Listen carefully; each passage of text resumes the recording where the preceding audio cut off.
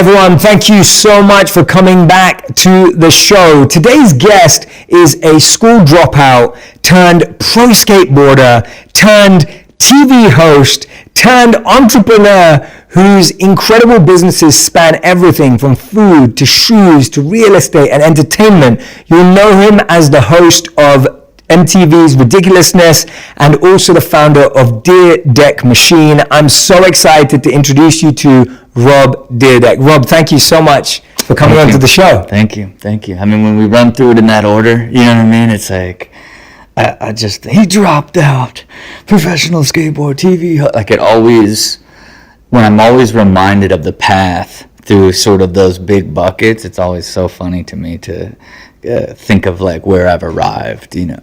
Yeah, you've reinvented and recreated yourself so many times in a positive sense. Yeah, or just relentlessly evolved, right? It's almost like you constantly evolve at such a pace. I'd even say, even when I look at interviews, if I do an interview every 6 to 8 months, like I just, you know, I think back to our buddy Lewis Howell's School of Greatness that I did to really kind of set off doing podcast interviews, and I think about how much I grew in the 2 years in between that.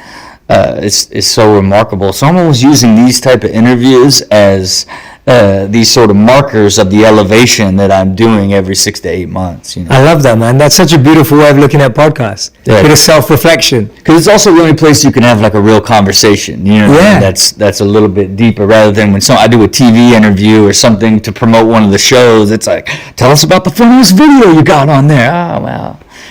It's a guy that slides underneath a semi-truck and gets ran over but pops up and says, oh my God, I didn't die. You know, it's like something like that. Yeah, absolutely. Well, that was the whole purpose of this podcast. My whole goal was, how can I let incredible people like you have open conversations, allow you to share from a different side of yourself that you don't always get to share, give people a moment, a space to bring themselves from a more belief point of view, philosophies, views, ideas, things that drive you, motivate you. But I remember the first time we met, which funnily enough we were both saying is the only time we've met, even though I feel like I've been watching you as well. I consume your content all the time, which is awesome. But the first time we met, we were together because of Pig Out Chips and Pig Out Bacon. And I found out that you're not vegan, but you love pigs, which I thought was pretty cool. I love that. But yeah, explain to me how you got involved in Pig Out Chips. Let's start there. You know, I think it was really sort of my evolved sort of way of creating and investing in businesses.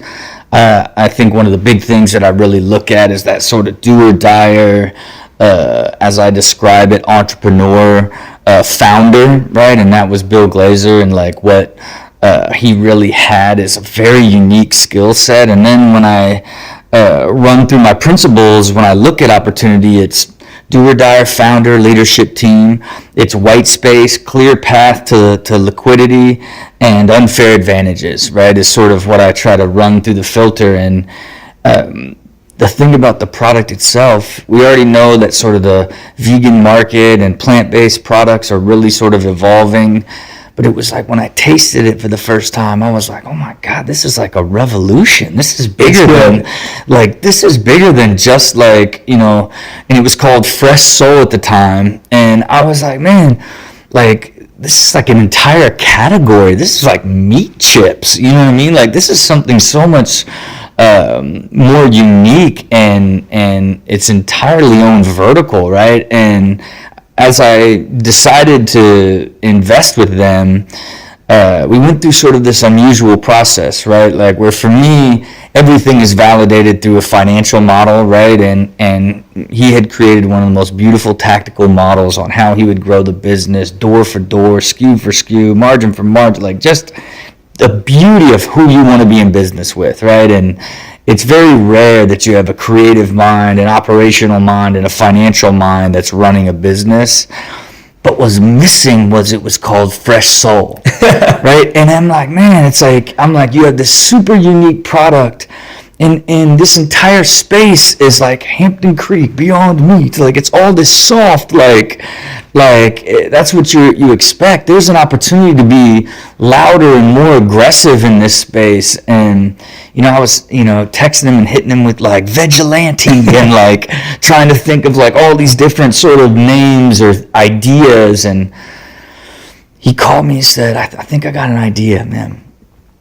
What do you think about Pig Out? And I was like, oh, whoa, that's aggressive. That's a little too aggressive, I think, And as I really started thinking about it, and then as he was like, like no pig and it's all bacon products, I'm like, oh God, it's sticky, man. It's sticky. And then, because what we were struggling with is like, are you like an honest co? Are you a craft? Like, do you have multiple verticals of products? Like, and the beauty of it is it landed on this sort of idea of Pig Out and then outstanding foods, because taste will always be at the top of the pyramid, right? And I think at that point, that creative process together and that sort of evolution of ideation to go along with how smart he was and how clear he understood the business and the authenticity of Chef Dave and the creation of the product, and both 25-year vegans.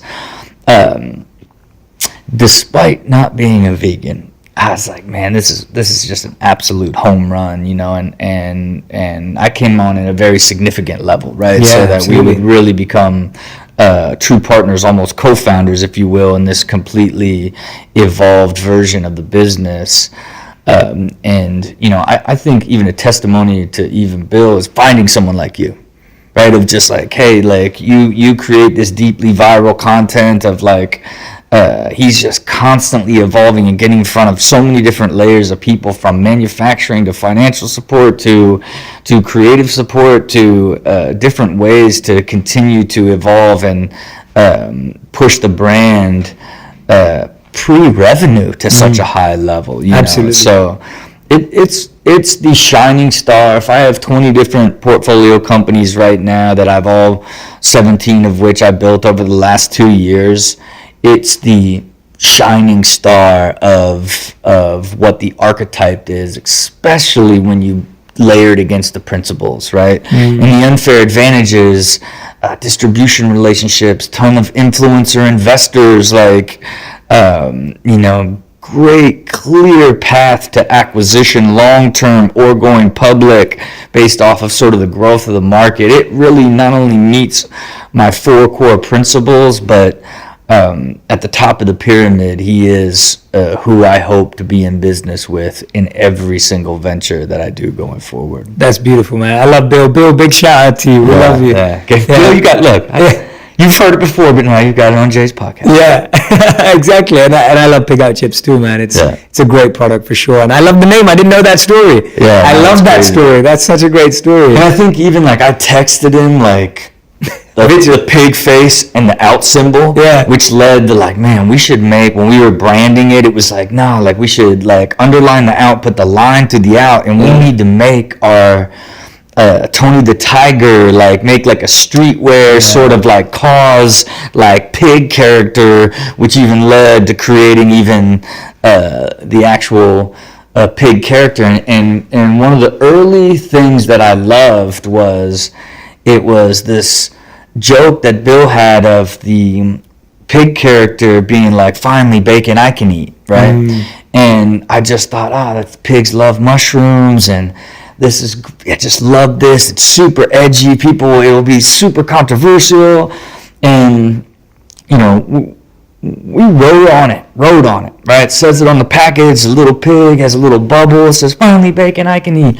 And we took it so far that we posted a video of a pig eating it, and I posted it. This is great. And people just annihilated me.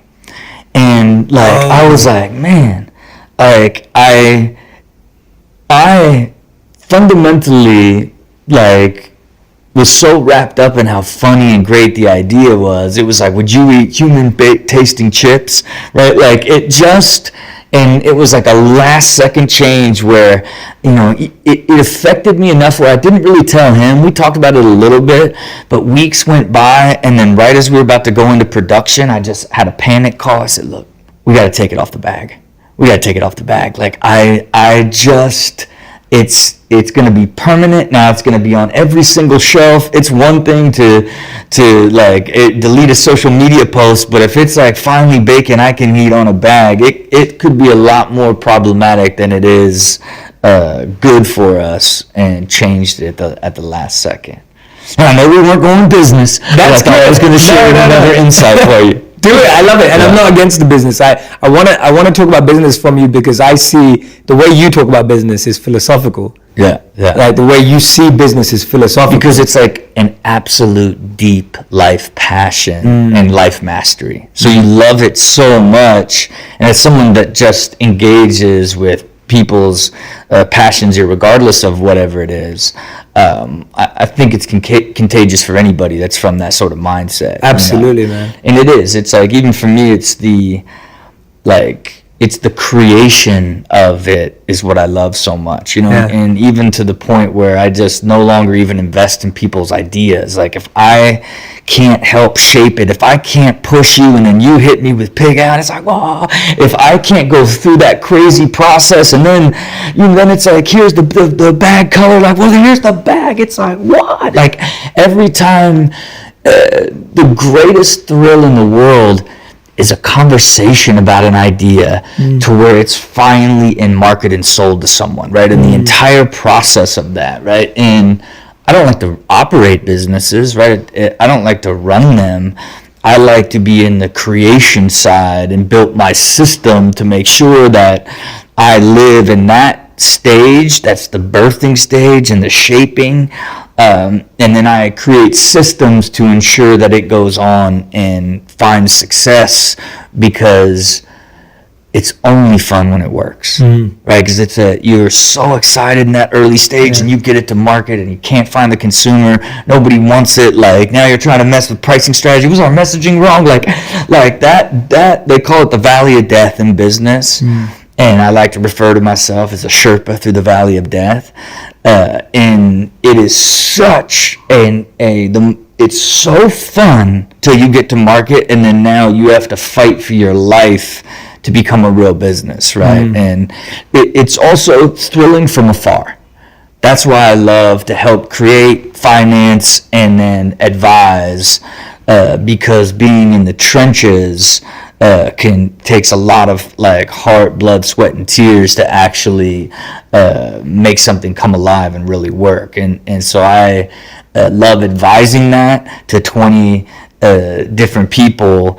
And then, if you can imagine, you have all this incredible experience that you can help share, and all these different unique things that can support each of them that you learn from other ones, and which allows you to be an even better Sherpa, if you will, in those more critical times of what it takes to find growth, And Rob dropped out of school at 16.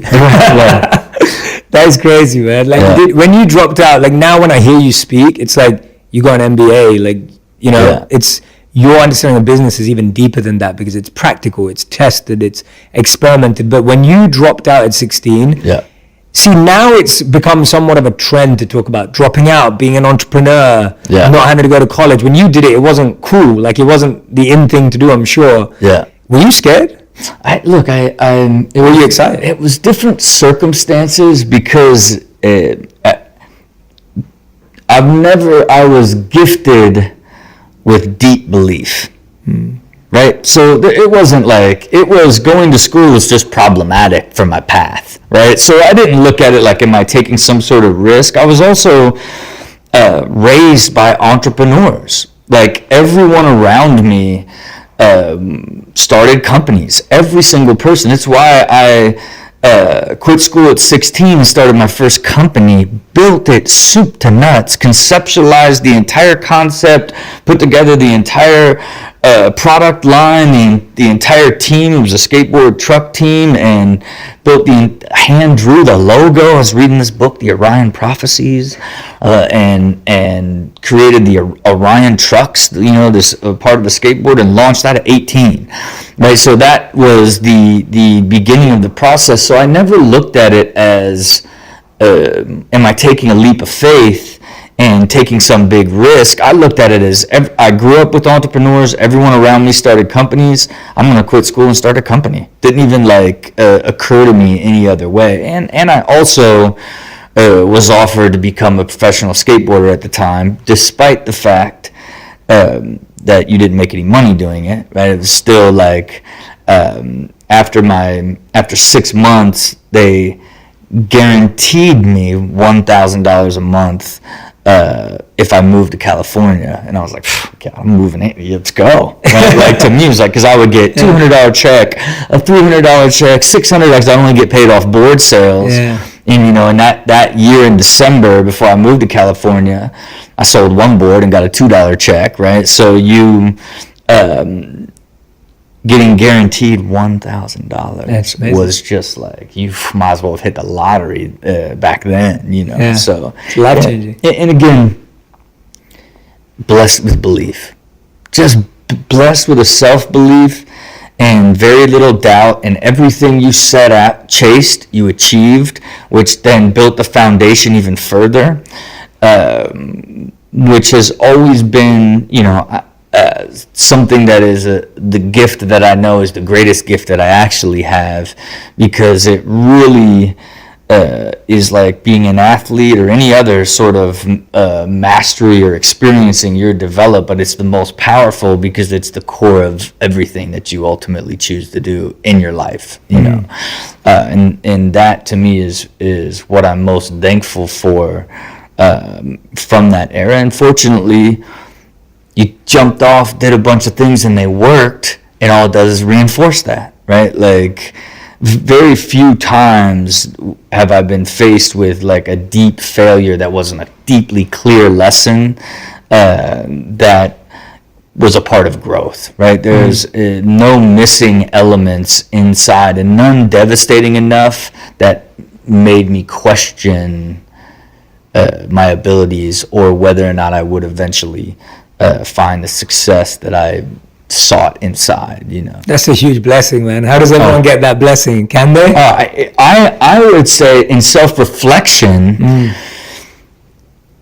it's a very unusual point of view to have introspect about growth, right? And how can I share and how can you learn from someone who has the hardest thing to actually evolve within yourself, that most people have to create it over time rather than refine it over time. Mm-hmm. And it kind of puts me in this place of where a lot of times when I do podcasts or conversations or interviews for events or whatnot, I always feel somewhat unrelatable, because of that sort of core nature is already a great advantage in chasing dreams in the first place, and I can't tell you through experience how to build it.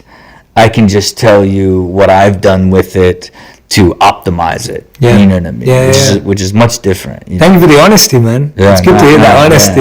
It's good to hear. It's a weird, I get it. I almost feel guilty at times. Yeah, I can see it. You're so happy. I'm like, look, man, I'm so lucky. Yeah. I get to now try to be this extraordinary version of myself, because I'm not trying to rebuild then build, right? Yeah. It's a I'm a little sheepish about it, but it's own it, man.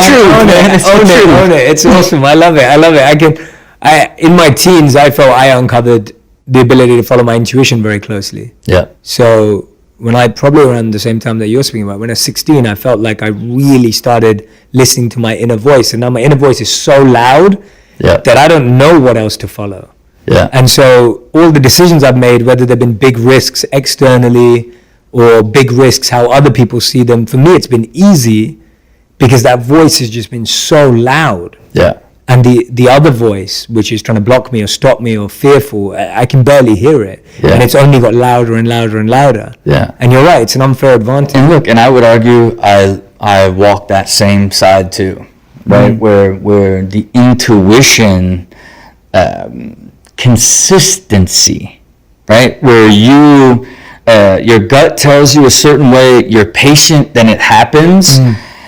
Is another massive cornerstone to this level that I've reached, because now you believe so much in your ability to manage what's happening inside the universe that you don't control, but having clarity on what you want the outcome to be, and then being patient as you're kicked around each thing that gets you there.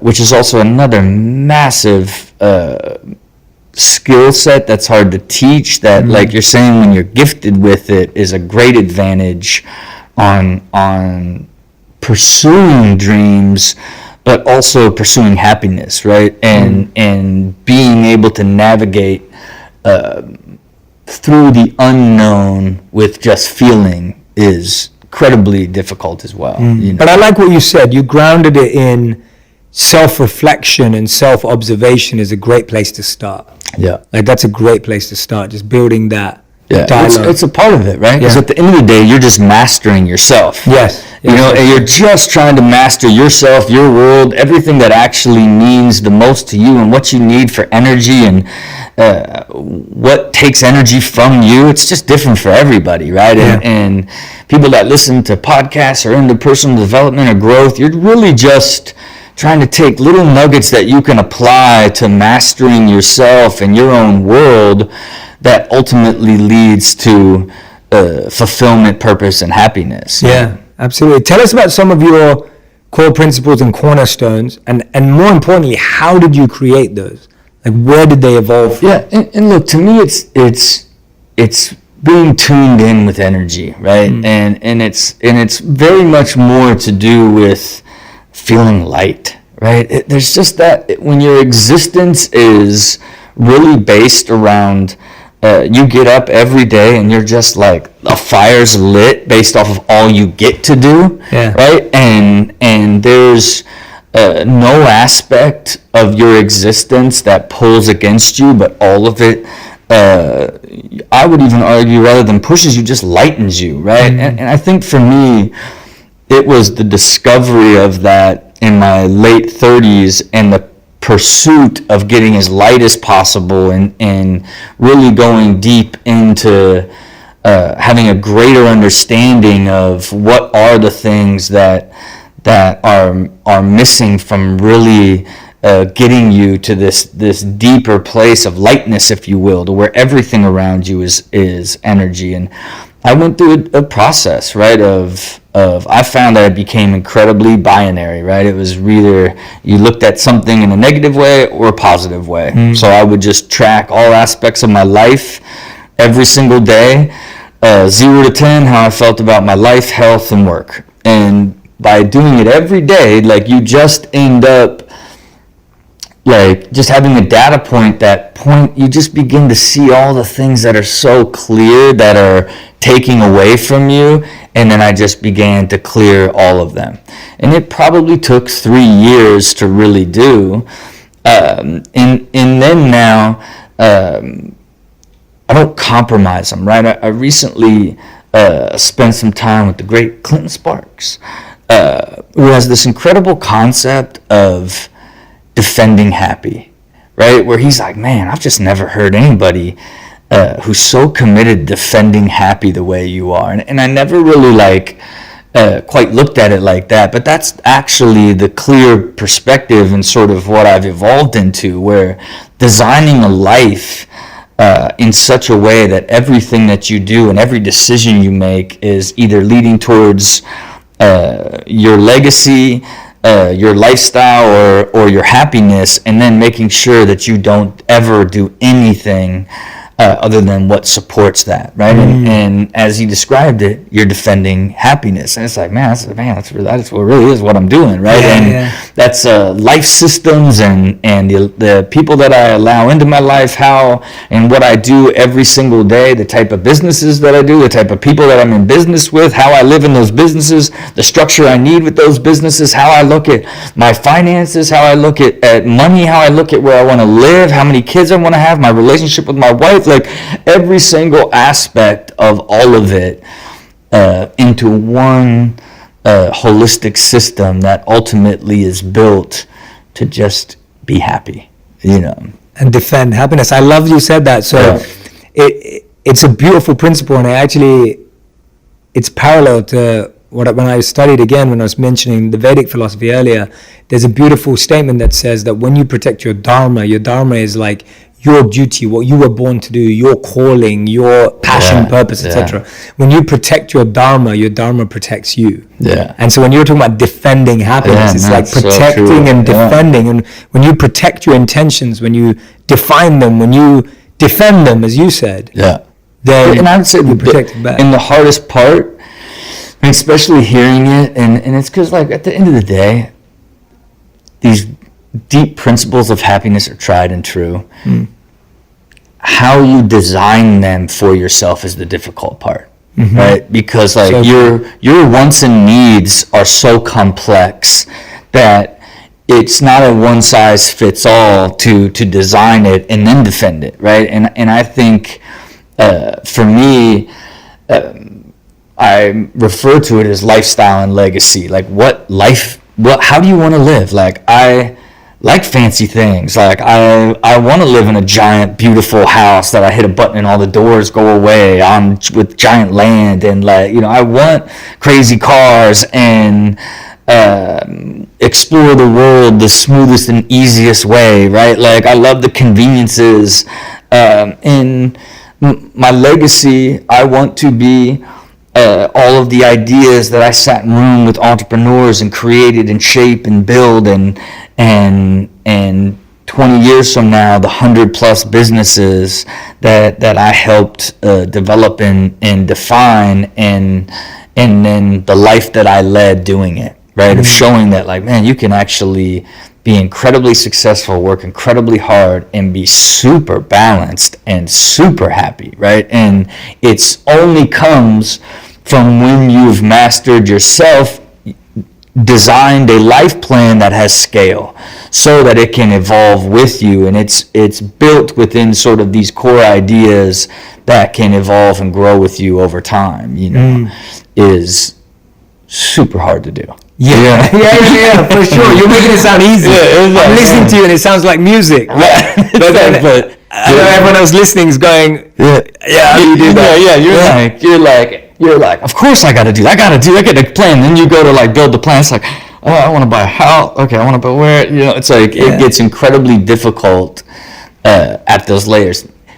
Then watching it come alive, once you've decided now you're living it, it becomes this remarkably thrilling thing to where, like, now you're optimizing these already deeply optimized plans even further, right? Which makes it really begin to feel like you are controlling reality, because you keep specifically laying out how you're going to do stuff, and you keep doing it over and over, which really then begins to feel like you have control of the uncontrollable. You know what I mean? Is the beauty of it. But I love how you embrace the paradox, right? Because in one side, you're like hosting ridiculousness. You're like, all these silly videos, they're funny, they're meaningless in one sense, but they're fun. They're fun, they're entertaining. And then on the other end, we're sitting here talking about meaningful depth and intention and clarity. Like, you literally, you embody the paradox. Right. But keep in mind, it's part of the transition. You know what I mean? Where it's like, I would never do ridiculousness today, right? Like, I looked at it as this business opportunity when I created it. Read an article with Vinny DeBona, did $500 million in global syndication with America's Funniest Home Videos. I was like, man, it's so slow. If I made like a cool, fast-paced one, I could put it into segment. Like, had a vision for what it could be, but could have never predicted it to this level, right? Now, it's this unique art form, right? Because I, put together these episodes, then I just basically freestyle comedy for 45 minutes straight that gets cut down into a television show. But it was also sort of the world of like, I got cartoons on Nickelodeons, I own professional skateboarding leagues, I got Fantasy Factory where I'm getting attacked by sharks and flipping cars, and I own racehorses, and I got all this different stuff, I have all these different businesses, I got ridiculousness, like, it became this sort of, the way that I always describe it is when you have the ability to do anything and you do everything, you stand for nothing, right? Mm-hmm. And it was that sort of route that was like, nope, you've got to define what you want your legacy to be and then go build that. Now, the difference is I'm afforded a transition of having deep notoriety for being a clip show host. You know what I'm saying? Like, and it's like, it's powerful in the sense that it's like, man, another thing you just created out of nowhere, like name and idea, and went and found the resources and did it, like, from writing a skit for a skateboard video that turned into Robin Big, the television show, that turned into like, I know how to write show. I'm going to write a show that allows me to showcase my businesses and myself. And then it was like, man, I don't want to be shooting this reality. I'm going to write a show that I can shoot in a studio, where it would take me 6 months to shoot 10 episodes of Fantasy Factory, and I could shoot 10 episodes in 3 days of ridiculousness, right? It's like, even sort of the evolution and all of it, and the fact that you were this pro skateboarder and all these sort of different things, it's a remarkable history to go along with the foundation that built you. But the drive and the desire and the passion is to be known for something completely different, and you look back on it and say, hey, oh yeah, Andy I used to love his shows type of thing. You know what I mean? And right now we're in the transition. And I would almost argue the transition is probably about, 5-6 years long. Mm-hmm. And it started with sort of the evolved thinking that led to even doing Lewis's podcast, the first time I'd done any press in years, or had any conversations about it. And if I've only done podcasts basically over these last couple years, there's again those cornerstones of the transition that will eventually get there. But look, it's also a lot of fun to do. You know what I mean? It's still like always amazing, funny guests, from Kevin Hart to Mike Tyson to so many different interesting individuals, and then you just get on stage and you feel like you're like a rapper or something, while you're like controlling the flow and moving it. You know what I mean? Like it's a really remarkable thing to have learned to master. That ultimately was something you created that ends up being a massive business because you've built everything as a business that also supports even your evolved business mind, and will be another great business story as it's related to my production company that produces all the shows and the value that it's created for me. Absolutely. And it's fascinating hearing it from me, because I love how much emphasis you place on the transition and evolution. Because often we're either focused on the end or the beginning. But the transition and the evolution is like the in-between piece, which is often forgotten or we don't want to be in. Because it's harder. It's harder to be in the transition. It's easy to be in the transition. It's hard to have a conversation about the transition. Right. You know what I mean? Right. Like, where it's like, it's one of those things where you know what you're doing. Right? You know how much you're evolving and what you're actually creating and what it's going to be. It's as clear as day. But the public still sees you so much differently. Right? And really, why I really don't do anything but a long-form conversation with individuals that are interested in the depth and willing to engage and want to understand it more, because then it's laying the foundation of like articulating where it's headed the right way. Yeah. You know what I mean? Yeah. Because it's not, it's which avoids doing like traditional press. You know what I mean? And for me, that's really like, you know, as when probably 2 years from now, then I'll start turning the content towards all business creation content, and eventually like showcasing my true way of thinking in real time with every single one of these ideas and entrepreneurs that I'm creating with.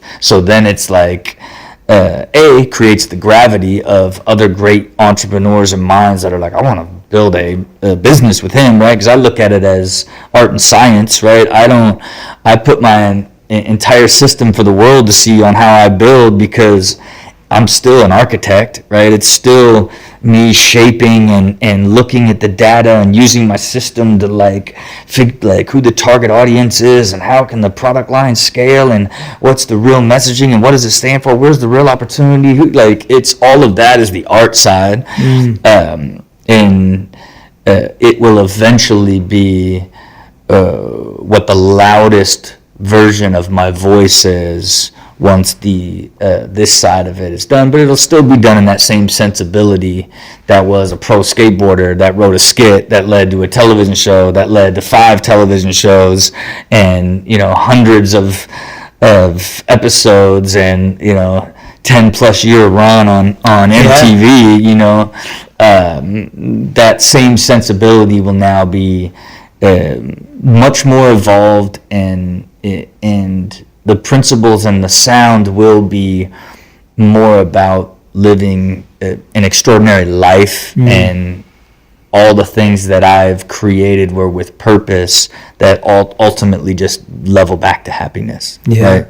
As opposed to seeking to achieve any material or financial record mark, but I still judge myself by that because it's still the ultimate scorecard as it relates to building a business. You know? If you're listening closely, guys, Rob keeps saying the words clear and clarity. Yeah. Clear and clarity, like you've been repeating them over and over again, whichever question we've been into. You're obsessed with clarity. Yeah. But most people struggle with clarity because we live in an unclear world, an uncertain world. How are you so fixated on finding it, and how are you finding it? I think it's the most difficult thing to do. You know, I go back to another guest, You know what I mean? You go back to that design, but I put an anchor in the ground of like I'm not stopping till it all makes sense and it all connects. And the question, it was stop looking at everything separately, right? Stop looking at how you want your relationships to be, how you want business to be, how you want your free time. Stop looking at any of it separately, and what type of life do you want? Now start looking at all the things that are making that life problematic, and now start learning all the things that you need to learn in order to achieve that. And then over time, it refines into this. It just keeps getting more granular and more granular. It starts as a messy solar system, starts as a messy galaxy, and turns into a star, into a solar system, down into a molecule, down into an atom type of thing. You know what I mean? It's like all the way down to string theory, right? It's like you just keep getting more clarity in all of those defined aspects, but the hardest part is defining those buckets first and going through the first couple layers that get you to that point to do it. And I don't know, right? It's how I think, right? So it's how my mind thinks of everything, of like big picture, break it down to here, and then as you're breaking it down, you break it down even further every step of the way, and you're learning more and evolving. The path never changes, but the strategies and how you actually get there continue to evolve. And I don't know if, again, that's even fully teachable, right? It's principle based, but there's the art of it is the ability to see into those layers as they're happening, pause, and rebuild when you see a new layer to add to it, right? And that is a creative, strategic, right brain, left brain sort of thing, right? And when I talk about it, some people connect with it. Some people are like, man, he's just talking gibberish, right? Because it's so hard to like fully understand what it is. And I reflect on like my wife's friend went and saw me like do an interview at this event, and she was like, I mean, I just don't think anybody understood what you were saying, right? And it was like, man, it's like, man, she's like, and like, feedback, you know, and it's because like it's an evolved way of thinking for an evolved person, right? So it's like even a couple steps removed from just like you're 23 years old and you're trying to like figure out like what it's going to take for you to find motivation. How am I going to find my passion? These big anchors that without, you're like literally you have no sail, no rudder, you're just in no man's land without those, right? And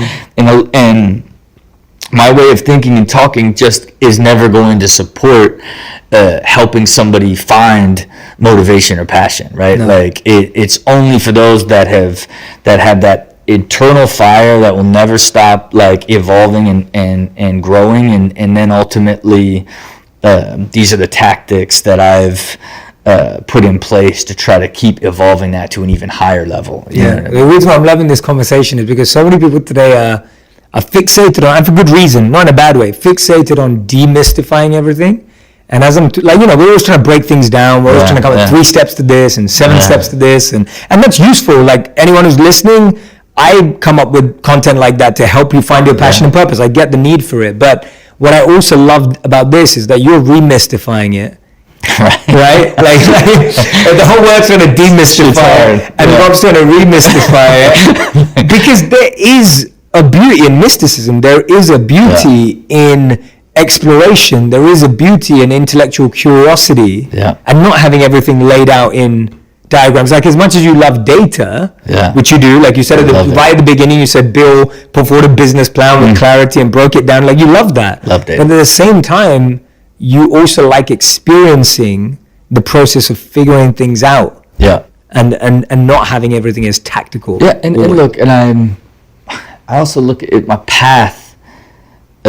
Also, this didn't happen to my late 30s. You know what I mean? You're talking about someone that had great success and done all these different things and still couldn't, even though you were always about growth and always tried unique things to kind of help evolve your mindset and always get better, and fundamentally I always made this commitment to myself that I'd always be better the each following year more than the previous year, right?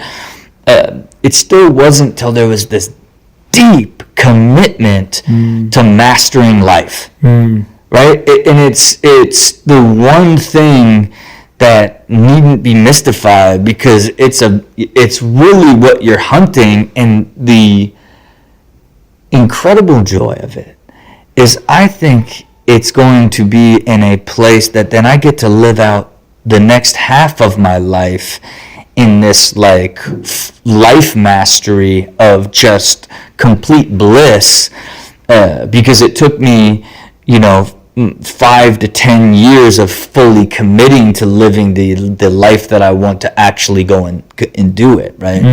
And I think it has a lot to do with my age too, of getting older and not just wanting success, but wanting clarity and seeking it on my own terms, right? Of not letting somebody say, hey, this is how you should look at life. Really, like, what type of life do you want? And wow, let's start building it, right? And I think anybody can do that at any time. It's just based off of circumstances, right? It's like I'd already reached a certain level of success that allowed me to do that, right? Without the pain and stress of financial burdens or some sort of complexities of the relationships and people in my life, someone being sick or something, there's all these different factors that could affect the ability to ever get there, that I was also fortunate enough to never ever come across, right? Yeah. Which I always equated it to when I was younger, to having an old soul and great guardian angels, right? And I'd just be like, man, I just am like something is looking over me that keeps allowing me to like not catch an L here, because I'm putting myself in some bad positions, you know, and I'm as I've evolved, I simplified it back then, and now I look at it as it's more like you actually just have this ability to manage the world and your universe and your intuition to guide you the way, like you said, in as you've gotten older, now you've learned to like use it. Rather than before, it just sort of helped you. Now you can use it as like a tool type thing. You know? Yeah, that unconscious ability becomes conscious. Right. And you're able to say, okay, before I could sense stuff, but now I'm going to actively put it into practice and action, right, so that I can guide myself and navigate. Not many people can relate to that. Yeah, right. You know what I'm saying? Yeah, it's like, unless it's very hard to try to get somebody to believe in their ability to manage their own intuition and control the uncontrollable if they've never experienced it. It's like, my mom certainly, like, oh God, I pray the Lord does that for me. You know what I mean? Like, it's like there's no chance, like, you know, that even idea of an evolved way or mastering life, it doesn't even, not even in her mind, way of thinking, no part of the system, no anything. She's still cut from the world of like, this is how you're supposed to live, and I'm gonna live it out, right? Like, and that I think this particular era that we're in, what I like to call the wellness squad era, where there's so many platforms and this deep evolved and especially in this younger millennial world, this evolved way of thinking of like, you can better yourself and evolve and create your own life on your terms, is a bigger movement. We're so close to it that it feels like we connected with so many people that are a part of it, but I think we'll look back 10, 15 years from now as like the beginning of this much deeper wave that's a part of evolving, like even just our entire species long term, you know what I mean? Yeah. Little bit far, but in that degree of how important this sort of zone is, of where it's now normal for everybody to talk about how they can improve themselves. Yeah. Where before it was like, what can I learn to get me a job, to pay for a life, that I can have fun on the weekends, right? Like is what we're breaking out of. You know? Yeah. The seeds are being planted right now. Yeah. Like you're saying, like this wave. It's interesting when you think about it, how we'll look back at this wave. Yeah. Because even in the wave, there's so many different movements. But the point you're making still stands, that this is, the seeds are being planted. Yeah, and I think all the different styles in the wave are just the beginning. Yeah. I think, 20, 30 years from now, like, it will just be a part of it, this, what you connect with and who you connect with and how they're growing and evolving, and you basically piggyback on growing and evolving with them. Is going to be a major sort of thing, man, and I think everybody that's doing it now, it will be much bigger on a much higher level and be way more mainstream and normal. Like, to me, it's almost like underground, like hip hop. Yeah. And like it's going to be like this much bigger sort of thing, like, because there's real effect. There's real, when you are growing and evolving and learning and just being a better version of yourself, it's undeniable, right? And I think in the previous generation, you went to church for that sort of idea of where you're going to find a more traditional spirituality, if you will, and then the other side of it becoming a monk for 3 years, doing all these other, it's too far over here. But then in the middle there's like, no, it's just about your own journey and what you actually need to evolve and become a better version. And then when you start seeing that output in your relationships, in your energy, in your happiness, and all these things, it's so much more quantifiable than putting small practice into something that doesn't have an actual output. Is just my broader theory. I love it, man. Where you might be headed. I love it, man. I love hearing it from your perspective, because I feel like you've lived through cycles. Like you already have. Like you still are. You're defining cycles too, but you lived through cycles. So I always get fascinated listening to someone who's lived through cycles and then knows how to look back. Yeah. Like I'm still living through a cycle, and then I'll be able to look back. Yeah. But you've done that multiple times. And the hard part is looking back, being part of it. And it's like, man, especially I almost feel like you only have so much energy, right? So sometimes you dedicate a ton of energy to growth and make a deep run, right? Sometimes you're in sort of cruise control because you're working on stuff you grew to, and then you don't. It's like even the pace of it is super unique. And I would almost say that I'm in this weird sprint cycle, almost like the Ray Dalio, he does this sort of big idea, failure, big growth. It's just these sort of loops that keep going up.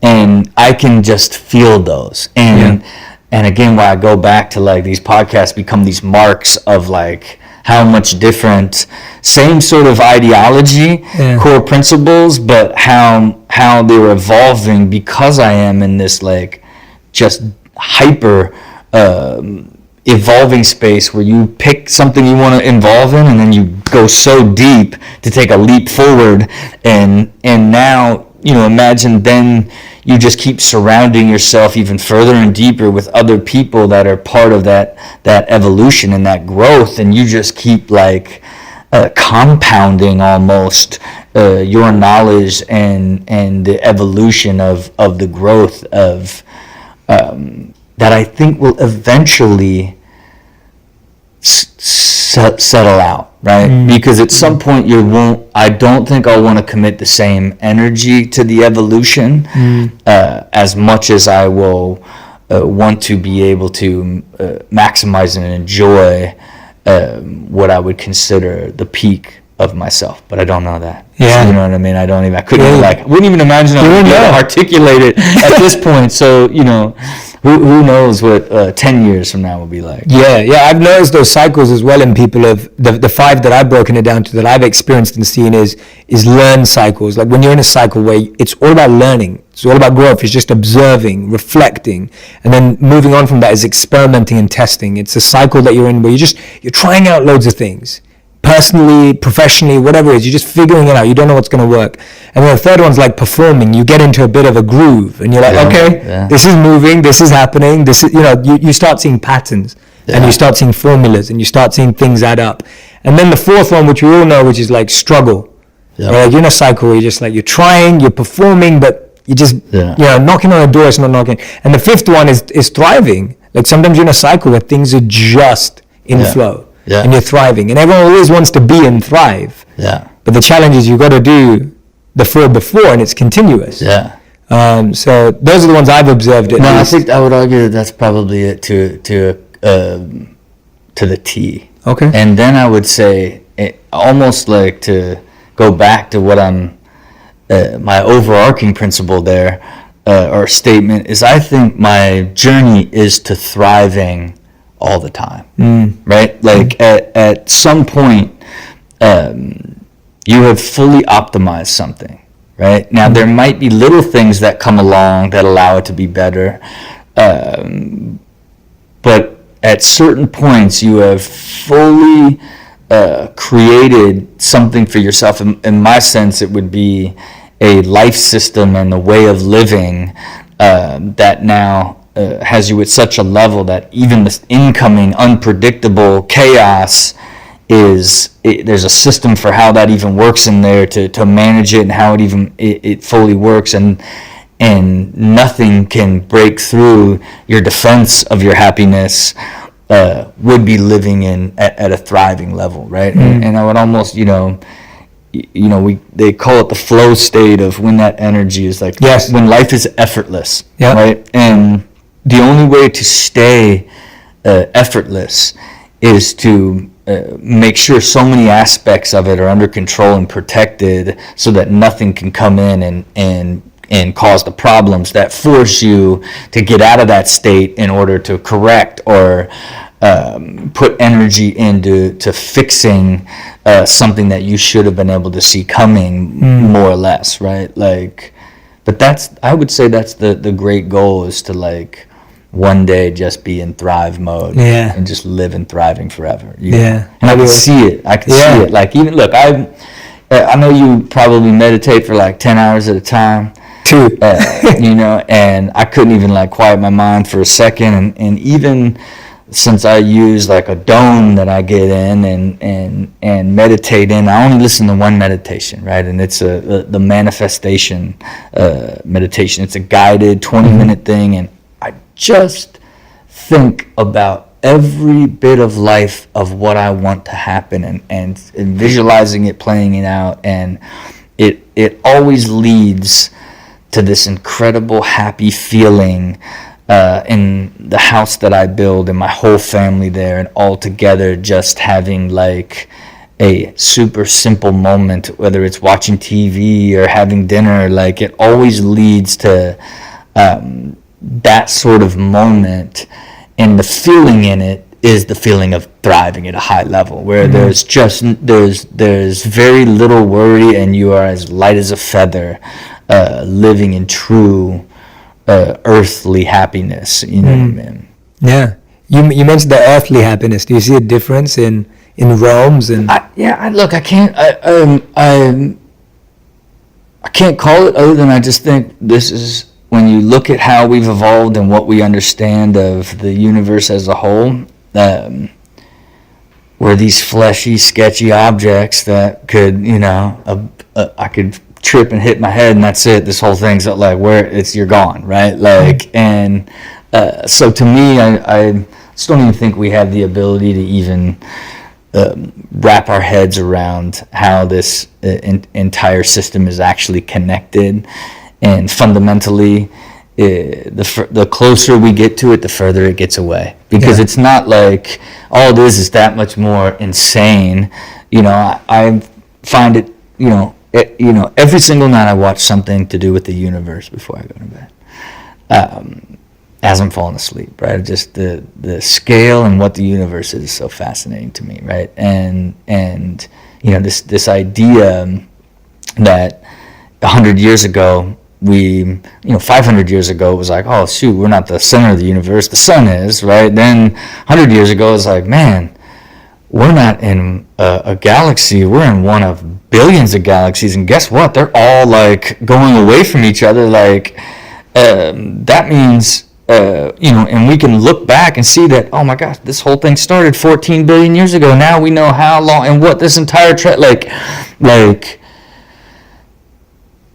we are never going to ever get to a place that can answer any fundamental question through science that will ever equate to our consciousness, right? We just won't. There's nothing's ever going to happen, and then we'll never, we can land on the Big Bang, but all we land on is, well, what happened before that, right? Like, you got nowhere to go. Like, that's our only question. Our question is, oh, is it real? Like, oh, we're not real. Then none of this is real. Like, there's no way you could possibly put any level of intellect and self-conversation and figure anything out.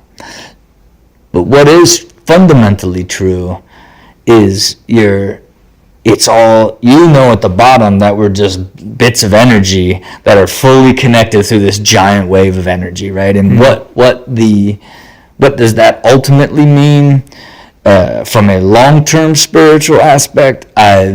It's hard to lock in necessarily on something for me personally, but I certainly connect with the idea that it's part of what allows you to use your intuition and deep clarity and all these different aspects to attract and have things that actually evolve in the real world that you get to experience and actually live. You know what I mean?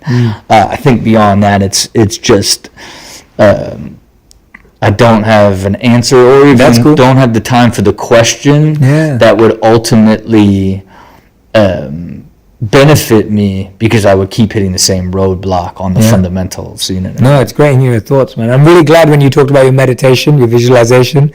You talked about seeing your family. I wanted to talk to you a bit about your family. We were speaking about your son earlier. And I thought, what I admire about you is when I look at your life from the outside in, because I'm looking at it from the outside, it's beautiful that your family has been such a great focus for you, and is so meaningful to you. And you know, I read this. I picked this out from. I went into your wife's Instagram profile. I was looking at some of her long captions. She writes great captions. Your wife writes awesome captions. But in one of them, she wrote this. She said that you started talking about marriage and kids on your first date with your now wife. Right? I wanted to ask you, how did that strategy pan out, and do you recommend it?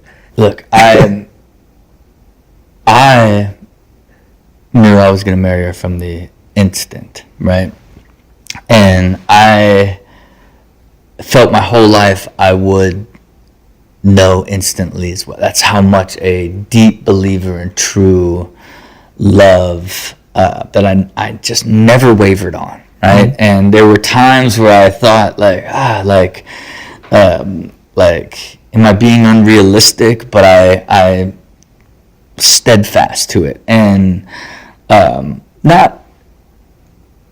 I would go back to that unrelatable story again, right? Where it's like, when I tell the love story with my wife and how insane it is that like I always felt like I was connected to Hawaii, and then her and families from the same small town in Ohio I'm from, and it's like, what? And then like then to find out that she swam with dolphins because she was a Make-A-Wish child and had 6 months to live in Hawaii, and then decided she was gonna let herself live. Like, it was like the moment she told that story, I was like, instantaneously, this is my wife.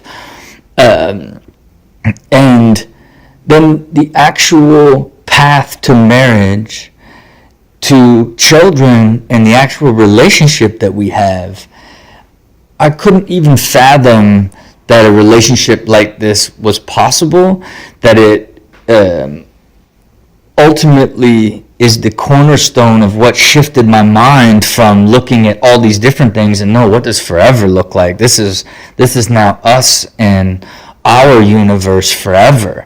And it's the purest, realest love, like this deeply, like, unwavering, zero question, zero doubt, zero, like, it's so deeply meant to be and pure,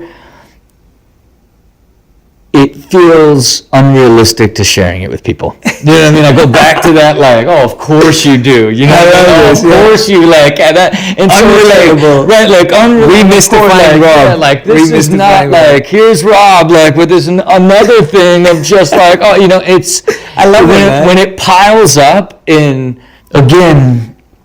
It's why it puts me in this like weird when I talk about it on that level, but it is this deep unknown, right? That is the only reason I was able to evolve to this place, you know, and that you know, even to her, she just will never fully, like, even though I tell her all the time, I would never, like, you know, 'cause I live in a world where I get overwhelmed with happiness. I'm like in the kitchen. I'll be like, God, I'm so happy, right? Like I get, like, why? Like I just love my life. Like I get deeply overwhelmed with it.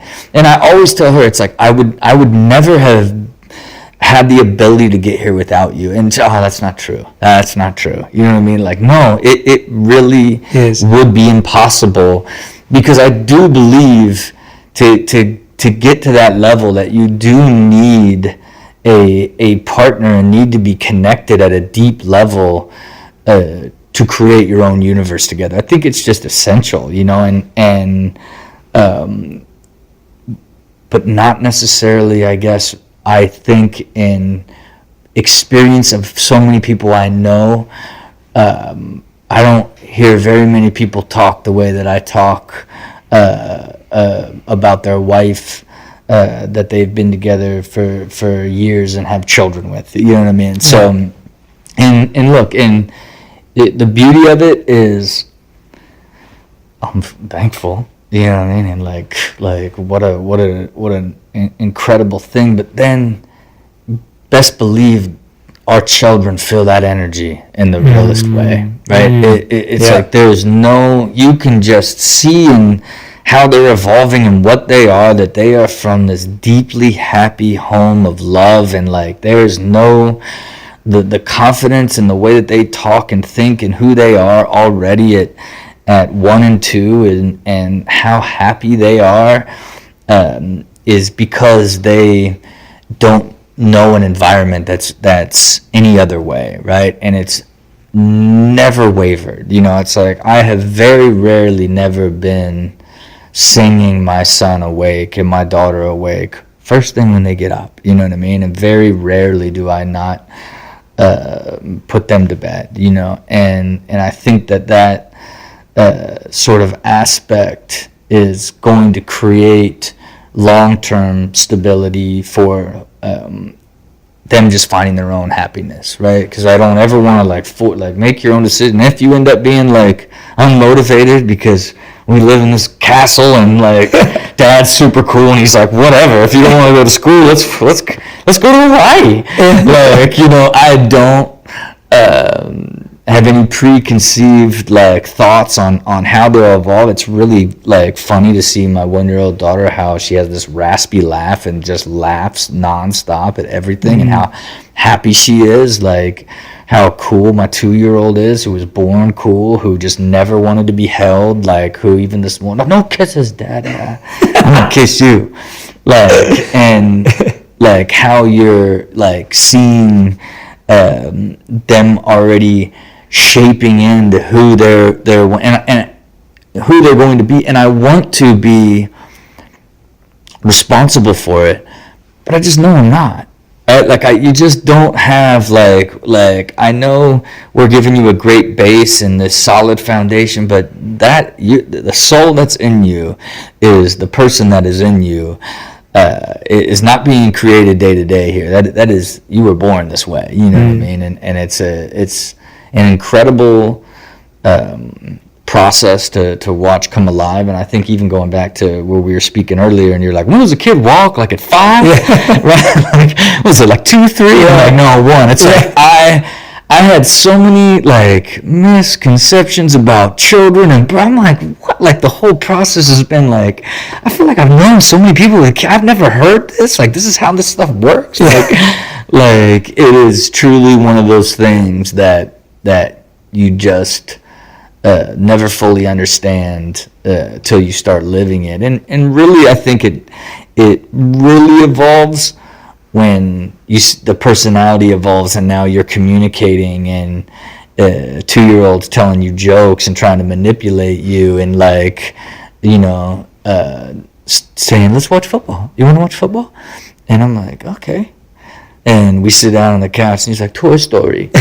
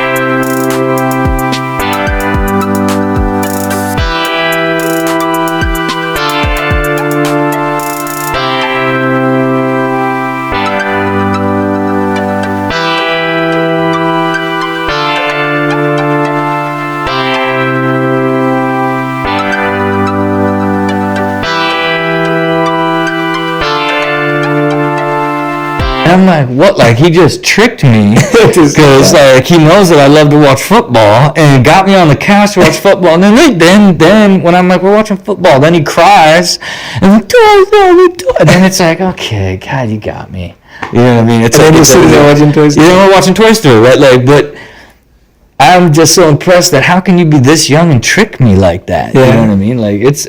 Well, he's your son. Yeah, it's like Gets it from you or the mom. So. And it's like the beauty of, like, as he's evolving, and it's like, man, you really are, like, it's that much more endearing and so sweet when, like, it feels like a little version of you. You know what I mean? Yeah. Being funny, being a smart ass, like, acting all cool. Like, it's like, it's incredibly endearing. And again, you know, for me, you know, part of our plan is 5 children, and I want to evolve. You know, I explained to my main executive, like, look, my long-term goal here is not to work more. Like, it's why I'm very careful with how we set up all of these businesses and how what my responsibilities are at all stages. And long-term, I want to have the ability to peel that back, and including working a lot more from home long-term, in order to be around my children as they get older, as I get older and want to spend more time with them. And again, designing that out ahead of time, you know, so that that's not something I've got to go and do one day. It's part of, like, what the current pathway is now, and everybody's expectations are managed against that, including my own decision making, so that I don't ever end up committing to something that might disrupt that or ever take away from me. Because the beauty of the setup now is, since I don't operate anything, I go through the thrill of creation and advise. I could literally not talk to anyone ever again, and however it plays out, it plays out. Like, it's not. I'm not an essential moving piece in any of them. That's smart. Which gives me, then again, that ultimate freedom, right? And then even how I treat and how I run money and look at money based off of the life that I want to live is then built into this entire system. So then I don't even ever have to even think about that again. Like, all of it is built around you making the decisions at all times on where you want to put your energy and why you want to put it there, never being dragged into something or being forced to do something, which to me is ultimately what you work so hard for, and adds to success, happiness, and the balance of what I think leads to an extraordinary life. You know? That's beautiful, man. Yeah. It's so good hearing that. Yeah. I can definitely say that my wife and I were pretty much the same. Where we decided, we practically went from date 1 to saying I like you to saying I love you on date 2, and we knew we were going to get married. Yeah. It was an incredible connection that we felt immediately, and we were just certain, we were sure that we were going to get married. It was just going to happen, and we've been together for like just over 5 years now, total, married for 2 years. We haven't got kids yet, so excited about that as well. And when do you what's your is that like 5 years from now? Like, what's your for kids? Yeah. No, in the next couple of years. Yeah, sooner rather than later. Yeah. Sooner rather than later, I bet. That's a wild ride. Yeah, I'm excited for it. I can come. But there's nothing quite as beautiful as being deeply in love with someone, and what's the ultimate thing that you can do is create a life together. That's like, God, it's like, this is both of us. Yeah. And it's remarkable, you know, and when they don't want to talk to either of you, it's like, this is so cute. It's just like you. This is how you are. It's that, like, it's a beautiful thing. No, we're excited. We'll have to come take classes from you. And Get a night nurse. Yeah, no, I love that, man. That's awesome, bro. It's been incredible talking to you. I end every interview with my final 5 questions, 5 rapid fires. Final 5 minutes. So these are yours, Rob. My first question for you is, you said that you have an unquenchable desire to live life to the fullest. Yeah. How is that happening today? Look, I think today, when I say it, it has a lot more to do with the passions that I have for creating and designing and living out this extraordinary life. You know, I think it's affords me to continue to go on incredible adventures while still being married and having children, and still working so hard every single day and achieving stuff I never thought was possible inside the framework of balance and happiness, right? So to me, that is the fullest, right? Where you get you're maximizing the output that you're getting, that leads to, again, the life you want to lead and the legacy you want to leave behind, you know, and built on a foundation of doing incredible stunts and multiple television shows and all these bigger than life things that one would have been a dream to have, let alone so many different ones, you know. Yeah, that's beautiful, man. Second one, you say progression is the key to happiness. Yeah. Define that for us. I think it's pretty binary, man. Like it's you're either dead stopped and you're fully depressed, or you're moving forward and you're hopeful, right? And if you are moving backwards, you're in no man's land, right? I think it is. You got two directions to go, right?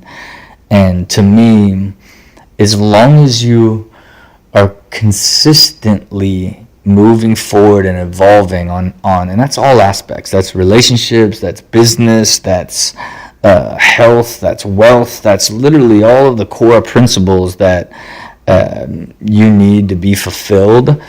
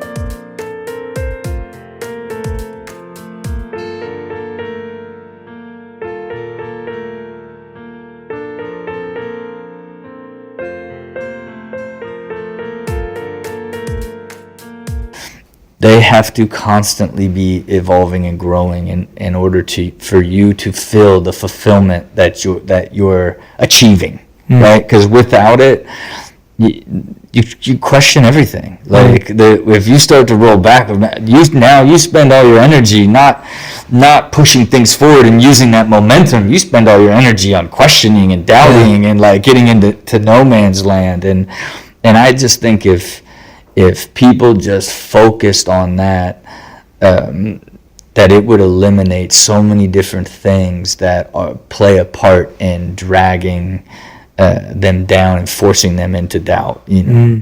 Absolutely, great answer, man. Number 3, what do you do when life doesn't go your way or not as you planned? You know, I think it's like a pizza bender. You know what I mean? Maybe I'll go get Chick-fil-A, man. Like, I'll binge eat some sweet tarts. But I think it's inevitable that you get hammered by stuff. It's why it's so important for me to build a world that's built to withstand it. And I think for me at this point, it's the deep faith of you got to weather it, right? It's that deep faith of like, and knowing that like this is a moment in time, and one of the beauties of having so many different things going on that give you energy, even one big one that rips you apart, you can get pulled out of it real quick by having other ones that are moving at another speed. I think that's another piece of my system that really avoids ever getting torn down there. But ultimately it is, it's cliche, but it's a moment in time, and as long as you one foot in front of the other is going to get you out of it and past it and wherever you're headed, you know. Nice, man. You told us, fourth one away. You told us what you do just before you go to bed. What do you do when you wake up? First thing you do? I mean, I went to this, the great Dr. George Pratt, who's hypnotized me for success when I was 25 years old. He wrote a book called Hyper Success, but he taught me this breathing technique, right? That's just crossing your legs and arm and rolling up like this and doing this breathing stuff. But I just, for some reason, I just roll into it. Alarm goes off at 5 in the morning. I roll into it and then just immediately give thanks. Nice. Right?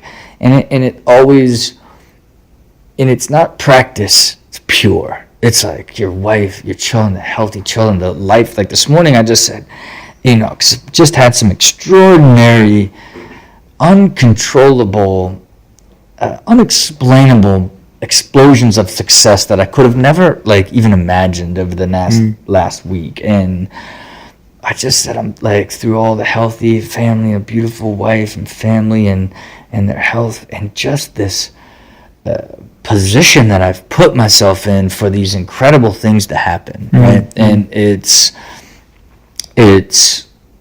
starts my day, but keep in mind, like, that's at 5:01, and then I brush my teeth and I get in that dome every single day, unwavering. And it is that, even if you got, because sometimes you'll have layers of things on you, like, but you practice gratitude and then get in a manifestation egg.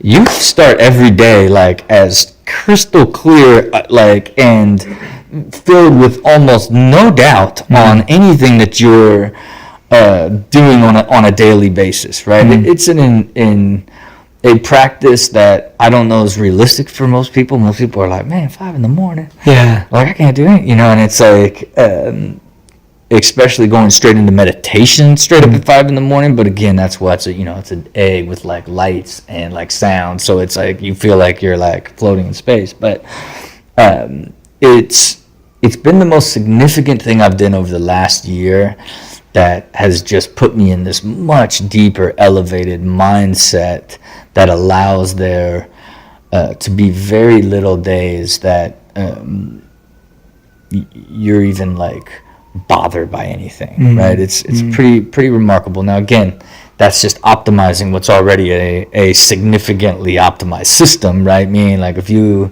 have like a crazy chaotic life and you get up and say, so grateful for everything, you jump in the dome, like, and you get out and it's chaos, right? Like, it's not going to save your life. It is the higher level for an already deeply optimized individual. But at that stage, you begin to see, you can feel changes or nuance, right? And you see how things evolve. And really, even, you know, the joke at my office is like, something crazy will happen and it'll be like, did you think about that in the dome today? Yeah. Like, it'll be on that level. I need to check out this dome, man. I want to meditate in this dome. Yeah, this dome, it's so sick. That's like, awesome. But yeah, that's my morning routine. I love it, man. Morning, Thank you. And fifth and final question, what's your words of wisdom for me as someone who's a member of the wellness squad? Man. Words of wisdom, guidance do you have for me?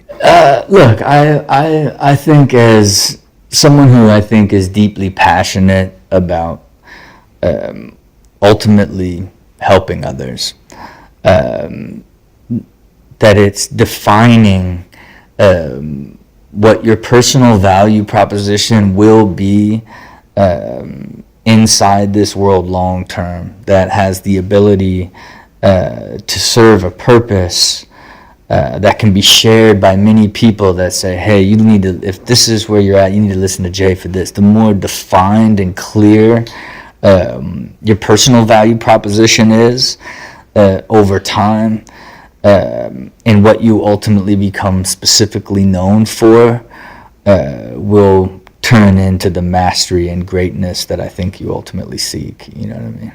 I love that, man. Thank you so much. Look, I don't know, man, this is trying to build some brands out here. Thank you, man. I'm so grateful, Rob, for you coming on. I think we learned so much about you. I love the fact that you were open enough to admit that actually some things are just mystical. They are blessed to be that way, and it's beautiful to discuss it in that way. I think we live in such a world that always wants to break things down. Sometimes it's nice to just see them as they are. So thank you for opening up about your philosophies, your beliefs, a bit on business. We snuck that in there too.